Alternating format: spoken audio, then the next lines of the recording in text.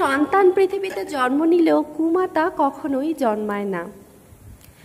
স্বামী স্ত্রী দুজনে মিলে প্ল্যান করে মাকে রেখে এলো বৃদ্ধাশ্রমে। শেষ বয়সে কোথায় নাতি নাতনি নিয়ে ভরা সংসারে সুখে শান্তিতে জীবন কাটাবে, সে জীবন তো সে পেলই না, পেল জেলখানার মতো বদ্ধ বন্দি একটা জীবন।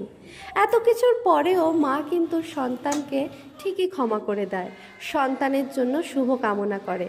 সন্তানের জন্মদিনের কথা ঠিক মনে রেখে যতই প্রতিকূল পরিবেশ হোক সমস্ত কিছু জোগাড় করে তার ভালো লাগার সমস্ত কিছু পায়েস থেকে শুরু করে রান্না করে ছেলের জন্য ভোর থেকে সকাল, সকাল থেকে বিকাল, বিকাল থেকে সন্ধ্যা, সন্ধ্যা থেকে ভোর রাত মা অপেক্ষা করে।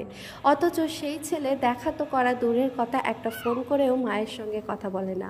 এত কিছুর পরেও মা মনকে সান্ত্বনা দেয়, ছেলে মনে হয় বড্ড ব্যস্ত, তাই সে দেখা করতে আসতে পারেনি। বন্ধুরা, তোমরা বলো তো, এরকম কি মায়েরাই পারে?